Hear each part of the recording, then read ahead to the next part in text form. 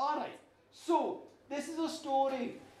It's a very old story. It's one of the kind of big myth stories. And it's quite an intense story. It's not very funny. Things happen. It's quite intense. So find somebody you can hold on to. Find your comfort person. Comfort persons, okay? Yeah. If you haven't got a comfort person, we'll find one for you. we'll sort it out. And the story itself, it's a fantastic story. But it's a story that stands by itself, but it's also a story that's a prelude to a whole cycle of huge myths in Ireland, which I'll be digging into over the summer. So I'm going to start with this story. And there's characters that come in the story, especially the second half, that only have kind of minor roles, but in later myths, they've got huge roles. So, the story. First question is, are you ready for a story? Do you want to hear a story? Yep. Yes. Are you sure? Yes. Are you wanting to hear a story with death, pain, agony, sex, and torment? Yes. That's the right place then. Okay. Alright, so this is a story. It's a very, very old story. And when I tell stories, I like to set the setting first. And so this story, it's at least 2,000 years old, this story, okay? And it begins with a man called Crundon, okay? Crundon the farmer. And Crundon the farmer, he has a wife as well. She's a farmer. I couldn't find her name, so sometimes I give names to characters, I can't find names. But you know what? I'm going to leave her without a name. I think she's kind of an interesting character. I don't want to put a name on her. So there's these two people. They're both farmers. They both work together. And of course, being a farmer 2,000 years ago is very different from now. Ireland is covered in forests. There's wolves, there's wild pigs, and all this kind of thing. So they've got to clear their land, and they're going to kind of make their area where they're going to grow their crops. They're going to raise their cow. They're going to build a house, kind of round houses with thatched roofs on them. So they work together to build this, okay? They're building their own farm. And of course, it's hard work. But of course, the thing is that working together, it's like you're working, you're sweating, but it's like you're working together, you're building your future together. So Crundon and his wife are building a future together. So it's hard work, but it's good. They know, you know a person by their neighbours. They feel good about it. And in time, they manage to clear more land. What they do is they train kind of hawthorn bushes around the perimeter of the land, so it's like a thorn fence, and there's a gate in it. Beyond that, there's the woods, okay? There's deep, dark woods, spooky woods. And then, yes, there's always deep, dark woods in my story. There is, yes. There's dark woods, and then beyond the woods, there's kind of an opening, and in the opening, there's a wee hill, okay? And you still get these hills around Ireland and Scotland and other parts of the world. And the hill is, the top of the hill, there is people buried. These people are already ancient. These are buried thousands of years before this story. And so the hill is regarded as sacred, because these people in the hill are regarded as ancient heroes, and they connect this landscape, the physical north landscape, with all the worlds beyond. Okay? So the wee hill's sacred. We're waiting. We're just starting. We're waiting for these. We're just chatting and waiting for these. Okay. So you've got the hill, and then what's happened is over time, when people have died, they've been buried round the base of the hill. The idea is that the magic of these heroes will help buried folk be transported, taken into the other worlds beyond. So that's where they live. They work very hard to make their farm, they make their offerings to the hill, they have their own wee rituals, they have children, everything's fine. But of course, this is 2,000 years ago, and even now, it is hard giving birth. I've heard, I've looked at it myself, apparently it is. And Crundon's wife, she dies during childbirth. So now Crundon is left, he's bereft, he's mourning, he's full of pain and grief.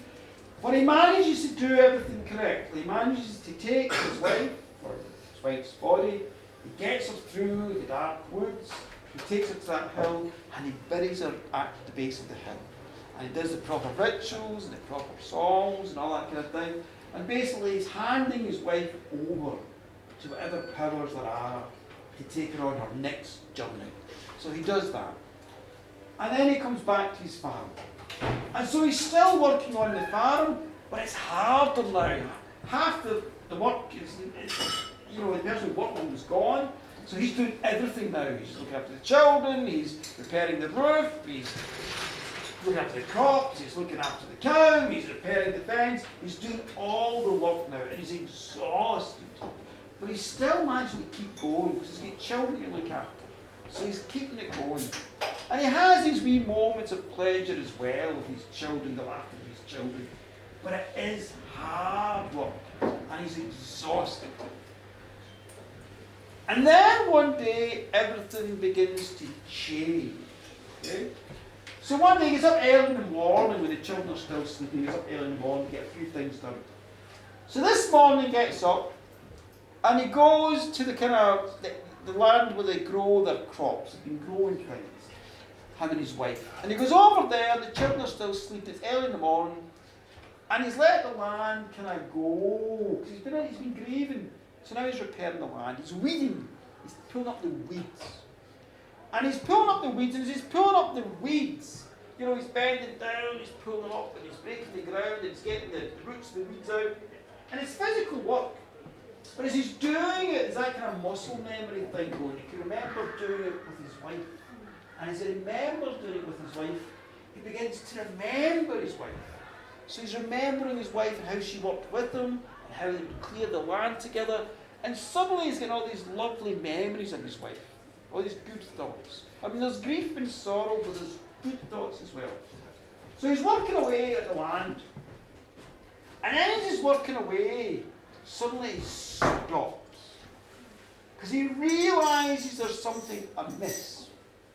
And what he realises is amiss is that, he was only supposed to be out for an hour and then get back to the children.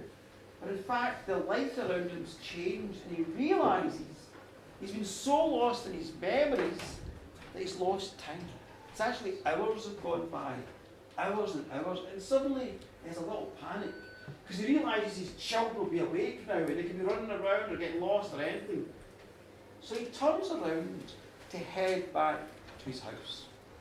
And even as he's turning around, his panic deepens because he can smell smoke.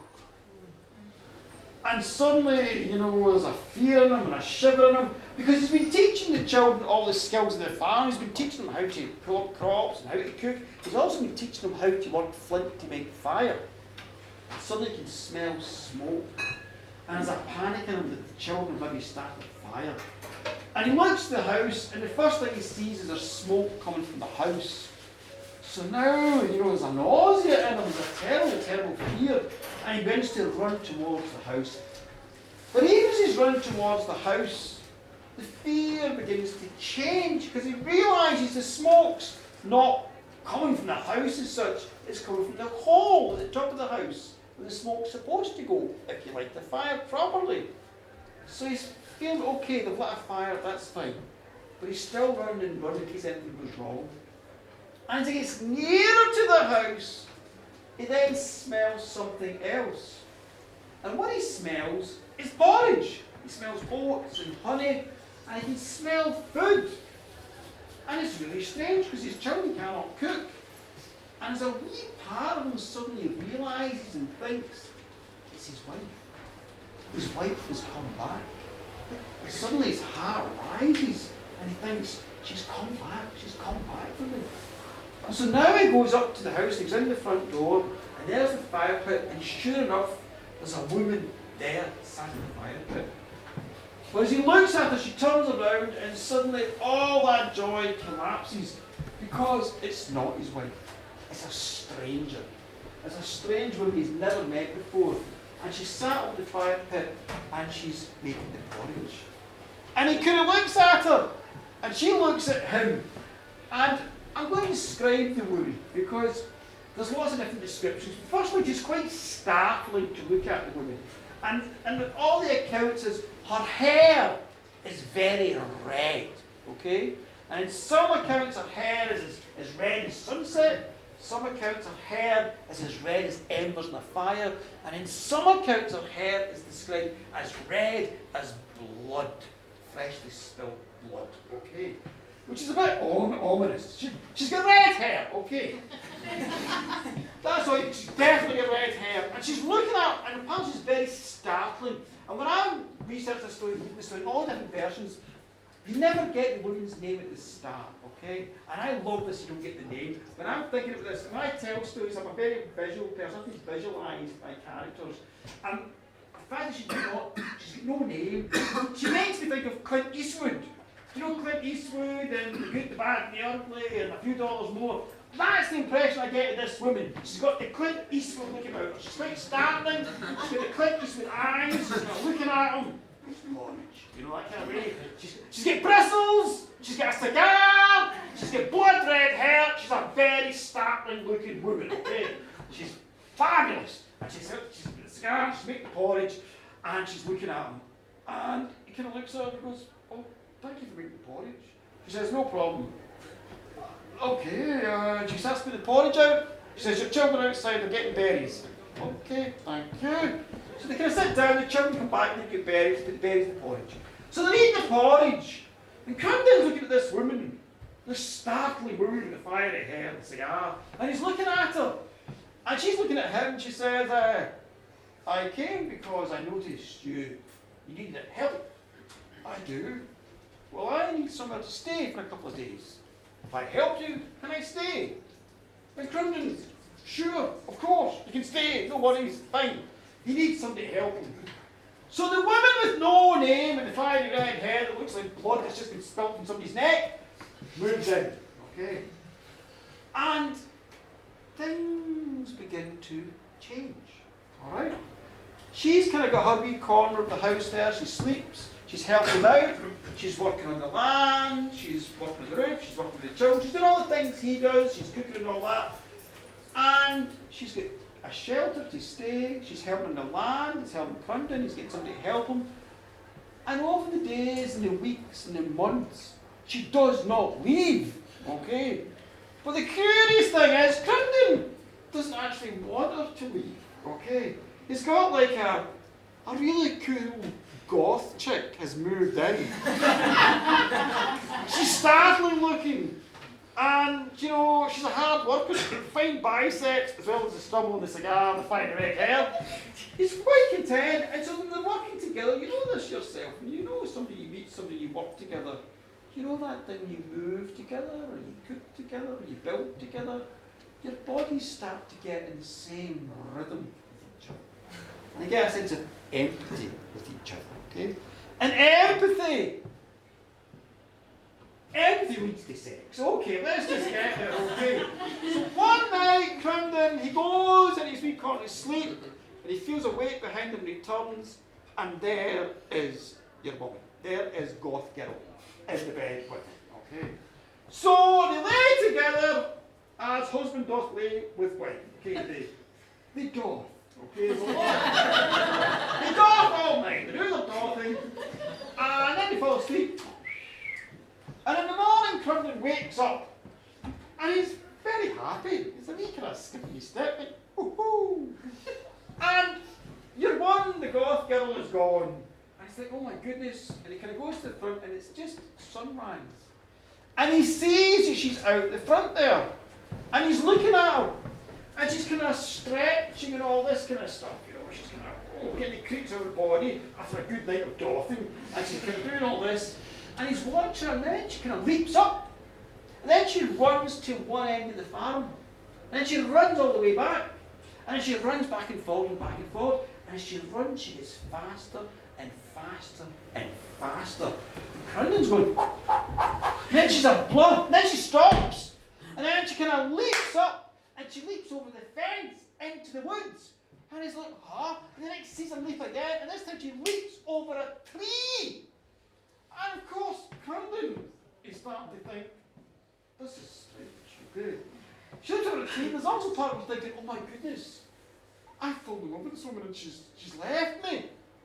But then she reappears, she jumps over the tree, jumps over the fence, and she kind of jumps back in the field. Aha!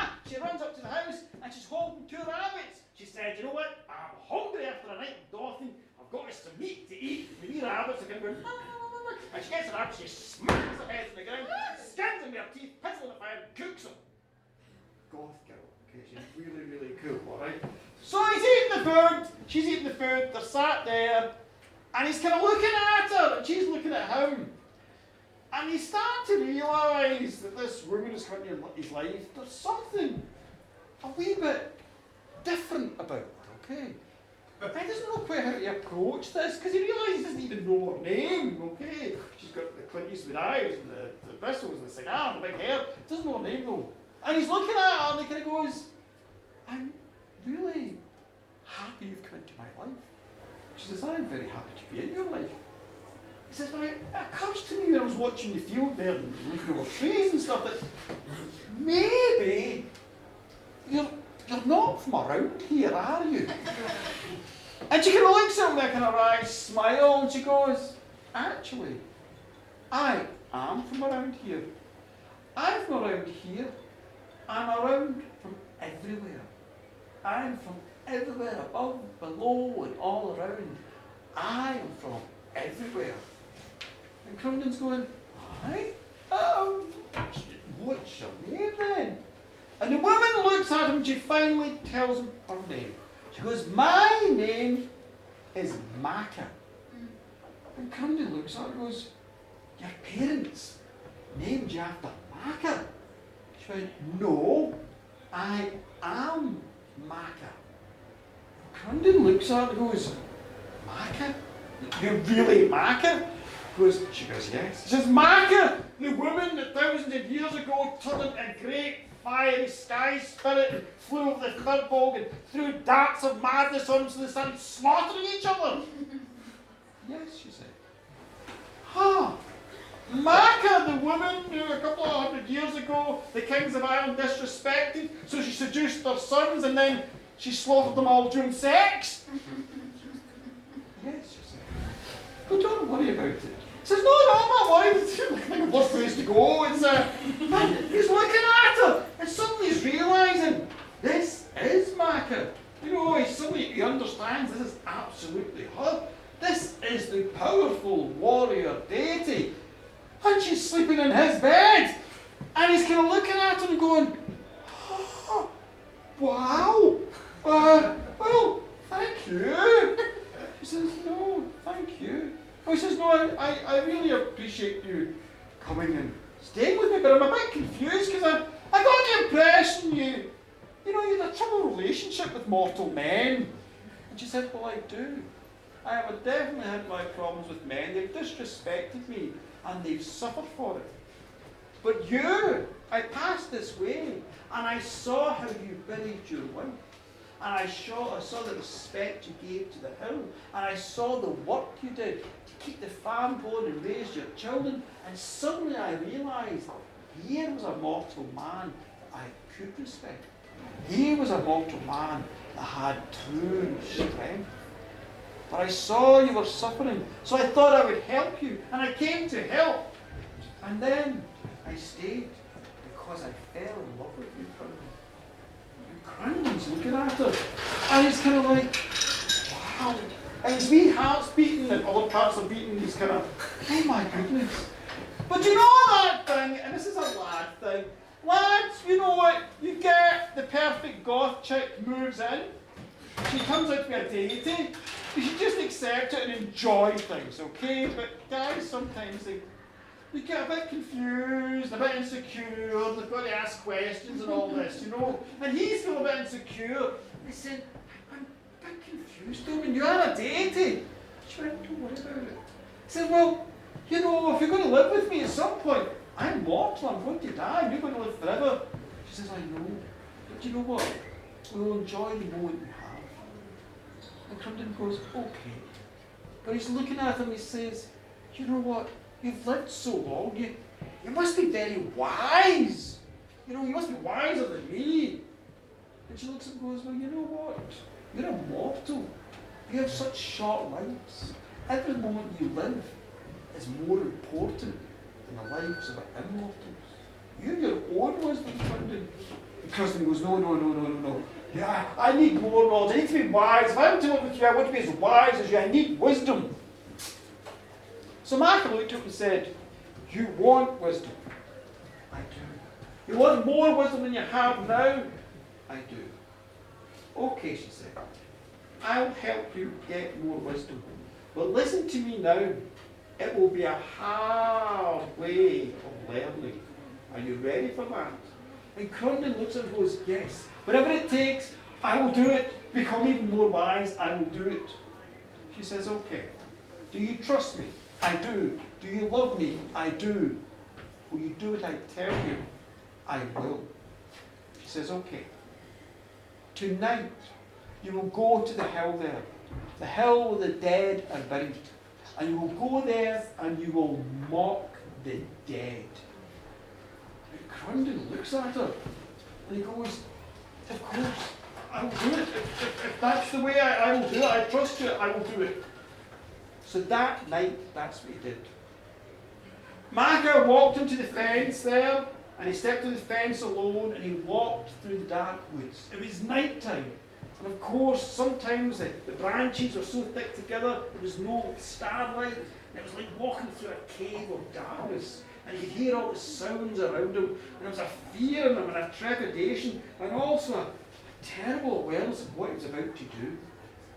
And then finally got through the woods, and he came to the great open space where the hill was there. And he got to the hill, and now the sun, the stars, and the moon were out, that silver glow, the hill was glowing silver. And he came to the hill, and he stood there. And he looked at the hill, and he took a breath, and he said, Dead, I mock you. I mocked all the dead. And suddenly an awful anger rose up in him. An anger and a rage. And the next thing he began shouting and roaring at the dead. He said, Heroes at the top of the hill, you think you're so great. What have you done for us? You've been dead 2,000 years. There's been famine and death and sorrow. You've done nothing for us. I mock you all. And then he went round the base of the hill. And all the graves there of the newly dead. And he mocked them as well. I mock yous. How dare you? You have all left us. You just lie there now. Your families need you. Your children need you. How dare you? And his anger grew and grew and finally came to the grave of his wife.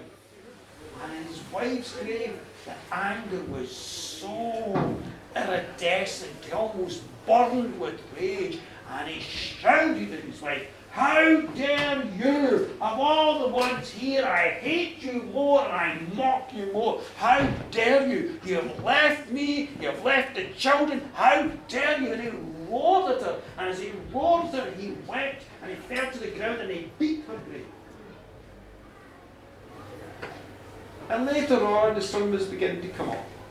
And Macha, she was standing at the fence there, opening up to the woods. And she saw Crundon coming through the woods.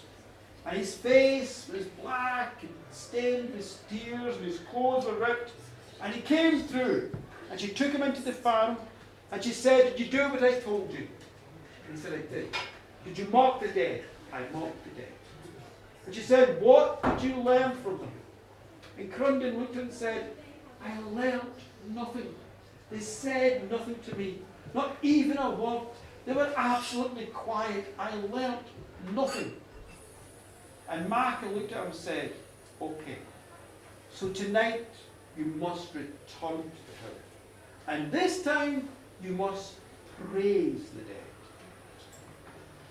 So that's what happened. That night, Crundon returned to the hill. He walked through the woods alone, the darkness of the woods, and all the sounds and all the weird stuff there. The fear was on, the trepidation. And he came to the hill, and the hill was glowing with the silver of starlight and moonlight. And he stood before the hill, and he said, Dead, I come to praise you. And he no sooner spoke the words than suddenly a great wailing of gratitude and sorrow came from him. And he began to praise the dead. To the heroes at the top of the hill, he said, Thank you. Thank you for all you gave this country thousands of years ago. Thank you for helping us here and connecting this world to all the worlds beyond. went round the base of the hill and all the graves there, he thanked them too. I praise you. I praise you for all you have given in the short time you had. Thank you so much. For working the fields and raising the children, I thank you so much. And finally he came to the grave of his wife. When he got to the grave of his wife, he praised her more than ever. He said, I'm sorry for my words tomorrow, yesterday. I love you so much and I praise you so much.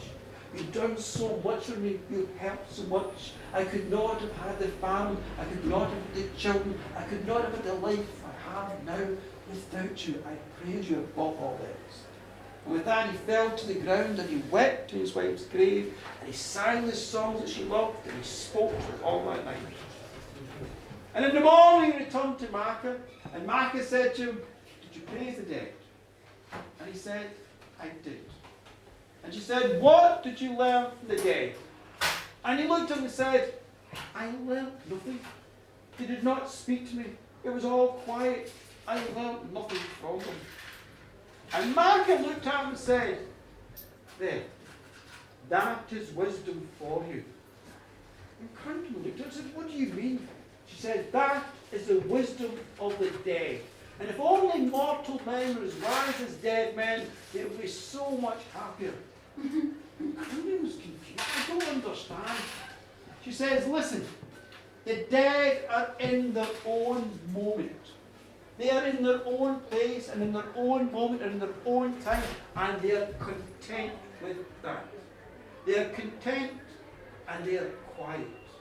No praise, no anger, no boasting, nothing will change that. They are content and quiet with their contentment. And suddenly Curtin looked at her and said, and I'm to be content in this moment? You are. And you must be quiet. You must not tell anybody that I am your lover, that I am your wife. We must be content in this moment together, Crowley. You and I have our moment, and we must be content with it and quiet with it. And Crowley looked at it and said, I understand now. I understand. I am content. I will enjoy this moment with you, whatever it brings, and I will tell no one of you. He said, good. For if you ever speak of me to anybody beyond this family, our time together, Crandon, is over, and terrible things will befall us.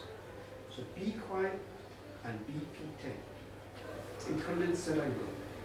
And so he was. He remained content. Of course, he's shagging a goth chick every night. He's very content. He's very happy. She's also helping cooking and working and raising the children. So he's very content. They're very happy. All is well. And all was well for 7 years. And in the 7th year, Crandon made a mistake. I'm going to come back from the break and tell you that mistake.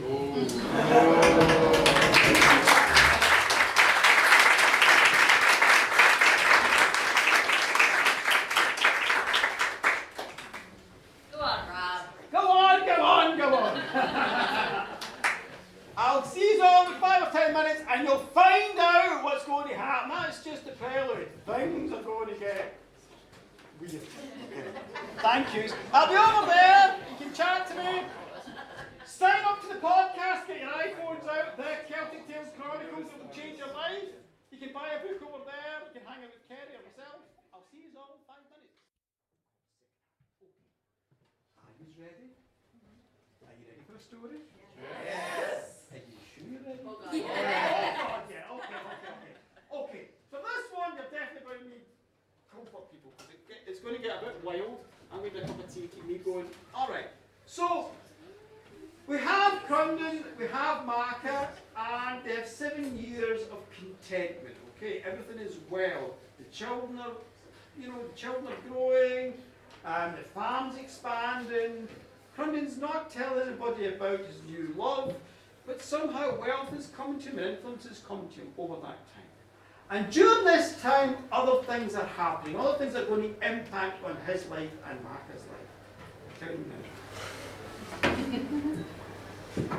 What's happened is, in Ireland, this is Ulster, There's been all sorts of wars and tension. And finally, Conor MacNessa is the king. He comes to power and he settles all these disputes. And I've talked about this before in stories about the importance of kind of kingship. It kind of holds everything together, keeps things in balance. Okay, and you've got to kind of be neutral. And if there's any disputes, you can settle disputes. And if you stop conflicts breaking out, everything goes well. If there's no wars and fights, then folk can grow crops and folk can... life is fine. So he's managed to settle Ulster through negotiation, diplomacy, and also, if you look at the record, through sheer, absolute psychotic violence. Okay? There's been a lot of heads and stuff flying about as well. But basically, he's now got Ireland, and it is, well, Ulster is at peace. And Conor MacNessa is the king. And he's been ruling now, and of course he's got everything sorted. So he decides he's going to celebrate the fact that he's brought peace to this part of Ireland. So he's going to have a great feast. And so he calls all the folk from Ulster, in fact from other parts of Ireland, there's lords and all this ladies from other parts of Ireland, and he's going to bring them there, he's going to have a feast, he's going to show his wealth, his power, but also the fact that he has brought this peace with him. And he's also going to show off other things as well. So he sends out invitations, and Crundon gets an invitation to go to this big party, okay? So, of course, him and Macha, they get an invitation, and Macha says, go. For 7 years you've worked very hard. This is your moment. Go and enjoy it, make connections, enjoy yourself, have a great time. But remember, be content. Don't speak about me. Go and have fun. And Crundon says, okay, I'll go. But he's a wee bit unsure because the thing is, Macha is now with child. Her belly is swollen. She's coming to the end of her third trimester. Her belly is very, very swollen. And so Crundon's not sure about leaving, but she's saying it's okay, it's fine. Off you go. Just remember, don't tell anybody about me. This is the subtle thing. So there's a clue in there, okay? Don't tell anybody about me. Crundon says, don't worry. So he heads off to this great feast. And of course, what's happened is the king's got this huge big field there, and there's lots of tables, and there's drinking, and Crundon is, he spent 7 years in this growing farm. He's not really done a lot of socialising, and now he's suddenly surrounded. It's like an electric picnic, he's there, he's in the moment, and it's amazing. There's musicians playing music, there's bards having bard competitions, there's food, all this amazing food, you can smell food, there's drink, there's just the noise on the laugh and the chatter, he's surrounded, it's like we're surrounded by all this celebration. And of course he sits at a table, and he gets to the table, and Crundon has a drink. He has a wee whiskey, okay, well it's his breakfast time, so there's a wee whiskey for his breakfast, okay? And of course, he has another wee whiskey to keep the first whiskey company. So that's what you do. And then, of course, he's worried that maybe one whiskey will add to the other whiskey. So he's a third whiskey to kind of be the referee in case the first two whiskies start fighting with each other.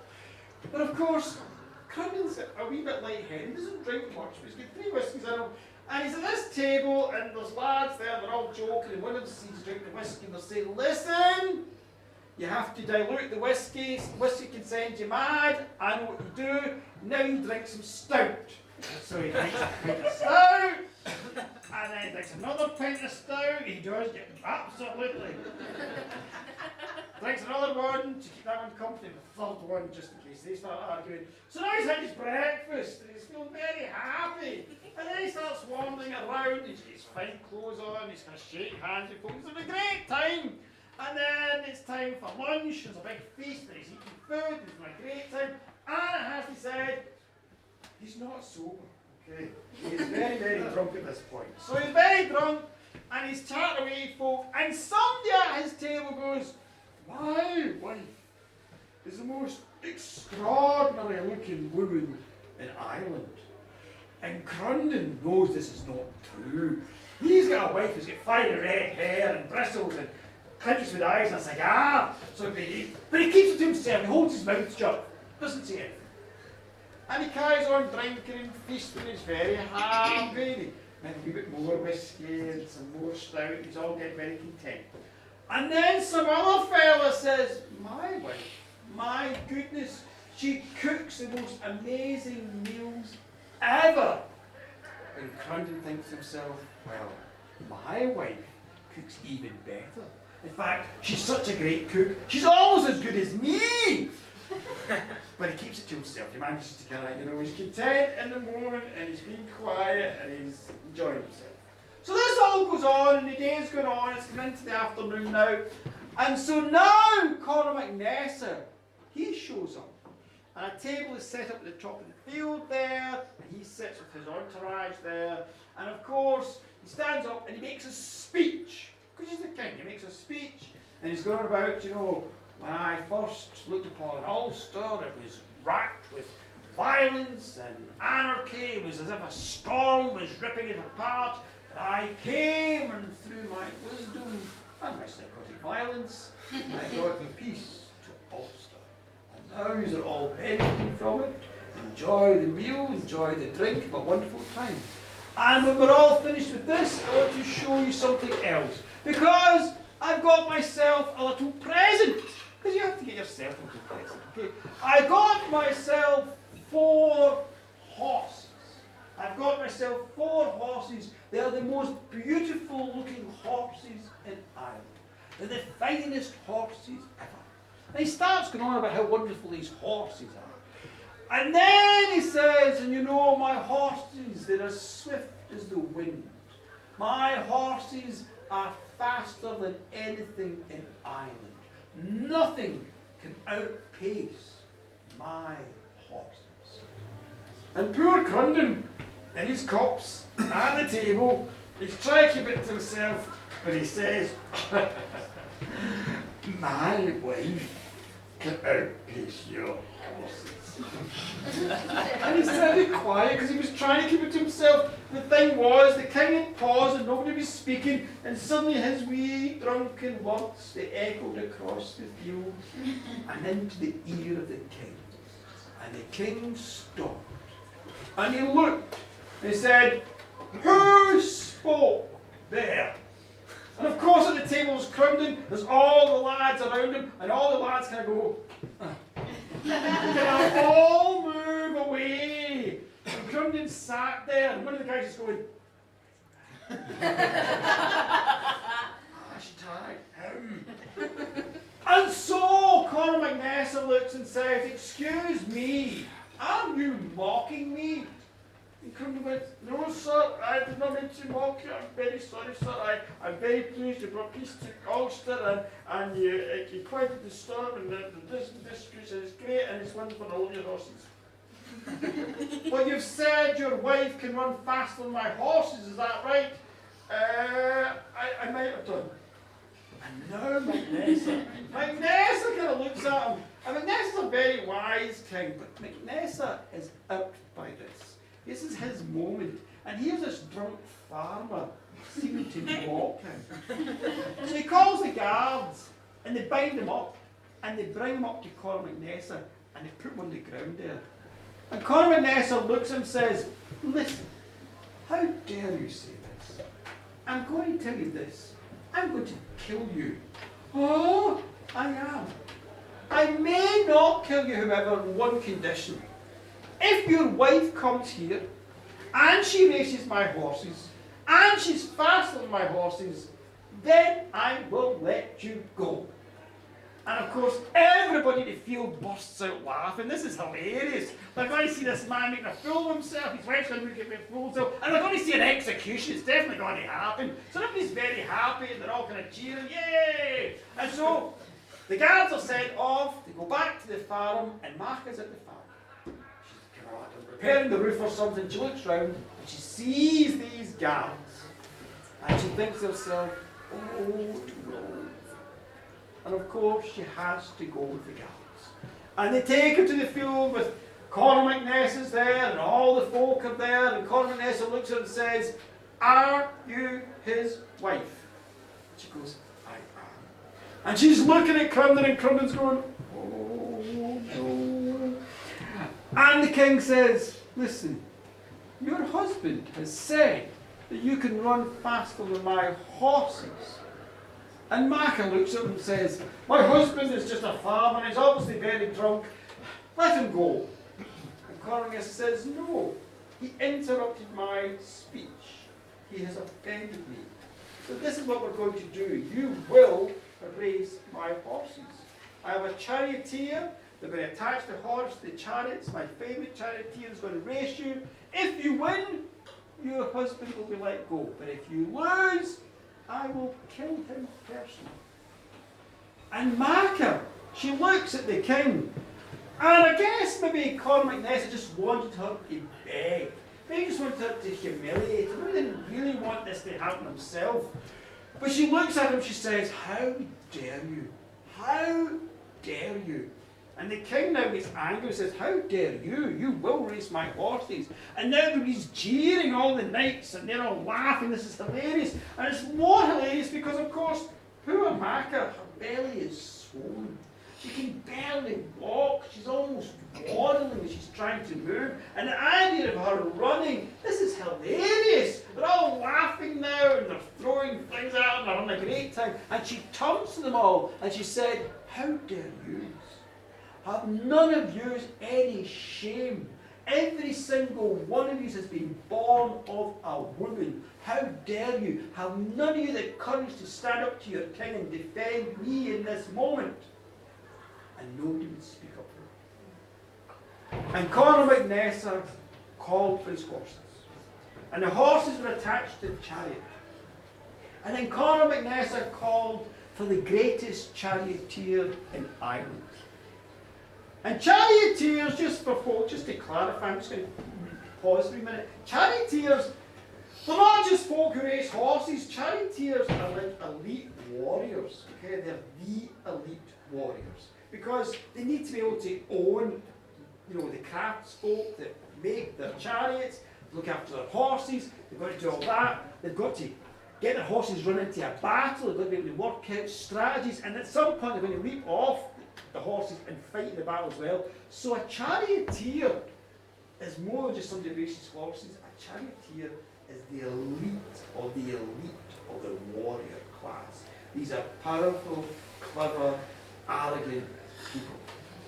And the top charioteer has been called. And the top charioteer's name is Dectra. And Dectra is the sister of Conor McNessa. And she is the elite charioteer. And Conor looks at her and says, okay, you're going to race this woman. And Dectra looked at her brother and she said, no. And it was one of these wee strange, when you look at the books and she says no, you try and figure out why she refuses. It might be because Macha's a woman and she's a woman, but I'm not sure about that because warriors just slaughter anybody. But it might be because Macha is pregnant, because Dectra has also had a child, she's a mother herself. That might be the reason. But I think the reason is that Dectra, she's experienced magic in her own stories, the stories about how she got a child. She has experienced that moment when the worlds beyond impinge on this world. And I think when she's standing there, she suddenly realizes that something is amiss. This isn't a mortal thing anymore. This is not something just of this realm. I think she realizes that there's magic there. There's things from beyond are starting to come into play here. And so she says no. And of course, Conor McNessa, he took advice and just laughed it off and changed the whole thing. But now somehow he's even angrier. His sister has said no. She says, okay, I will do the chariot. I will race you personally. And so Dectra looks at her brother. And of course, she doesn't want this to happen, but it's going to happen. So she says to her brother quietly, she says, listen, I think you need to be aware. Your horses better be very fast, In fact, take all the decorations off your chariot, take all the banners off them, make it as light as possible, and take all the decorations off you as well, because you're going to be very, very swift. So Connor does this. He kind of took off his spurs and his jewellery, and he stripped down the chariot, and he got on the chariot, and all he was on was a gown. And of course, Macha, all she had on was her gown as well. And they kind of go to the racing area, a big place we can race the horses. And Macha's standing there with her belly. And of course, Conor McNess is now in his chariot, he's got 4 horses in front of him. And he turns to him and he says, okay, last chance, apologise to me now. And Macha refuses. And with that, Conor McNess, he takes his whip and he whips his horses. And the horses suddenly they take off and they're galloping. And they're so fast, they are swifter than any other horses in Ireland. And they're pounding the ground, and the ground is shaking, and they're panting and panting. And the sweat's coming off them, and he's whipping at them, and it's going faster and faster and faster. And Macha, she tries to run, but she stumbles with her big belly. She stumbles, and of course, all the mates around her, they all laugh at this, they all laugh. And suddenly she looks at them, she picks herself up, and she begins to run. And when she begins to run, suddenly she gets faster and faster and faster. And all the laughter became quiet. And everybody there could feel it. They could feel this was a moment where things were changing. This was not a normal thing. And she's running faster and faster. And when her feet hit the ground, it's almost like an earthquake. The whole ground shakes. And she runs and she runs and runs, and she's beginning to catch up with Conor McNess on his chariot. And he looks round, he sees her now, he's whipping his horses faster and faster, trying to get every bit of speed out of them. But she's catching up and she's catching up, and then suddenly she stops and she screams, and it's an awful scream, and it resounds across the entire field. And of course, it's the first pangs of labour, and she's bent over screaming, but she straightens herself up and she begins to run again. Only now when she's running, she's got blood on her thighs. She's got milk from her breasts and on her gown. She's now, her hair is wild, her body's stained with milk and blood, and she's running and she's looking demonic. And she's running faster and faster and faster.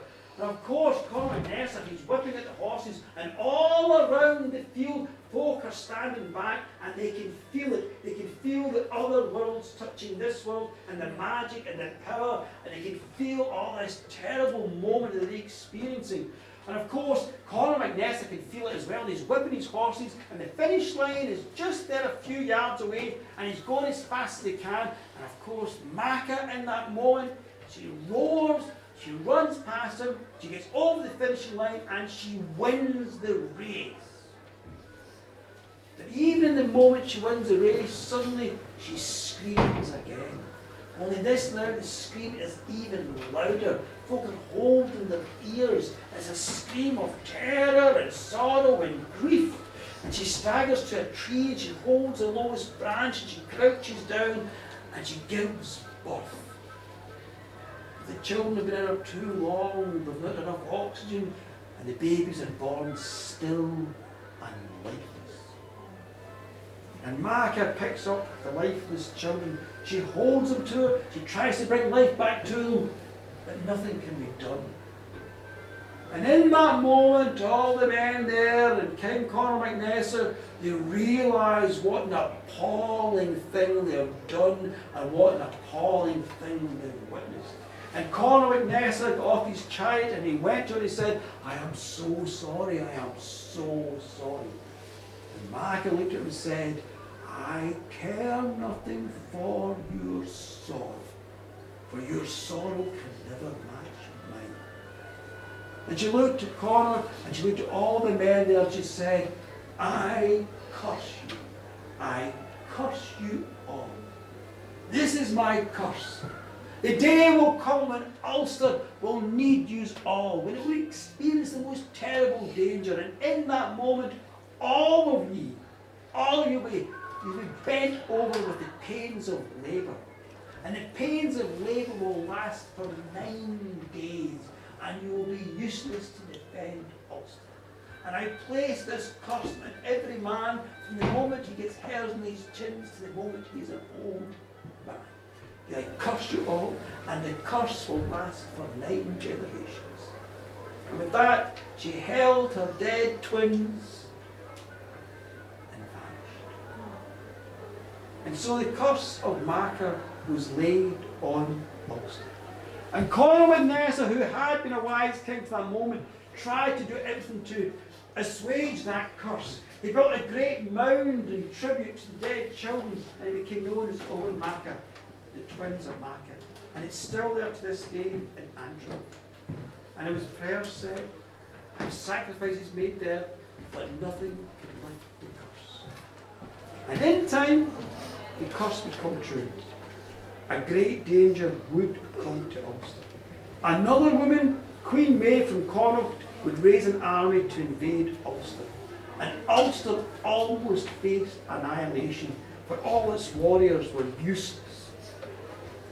However, Dectra, who I mentioned earlier, she had a child, and her child was the only thing that would stand against Queen Maeve's army. But that is another story entirely. And that child would grow up to be known as who called?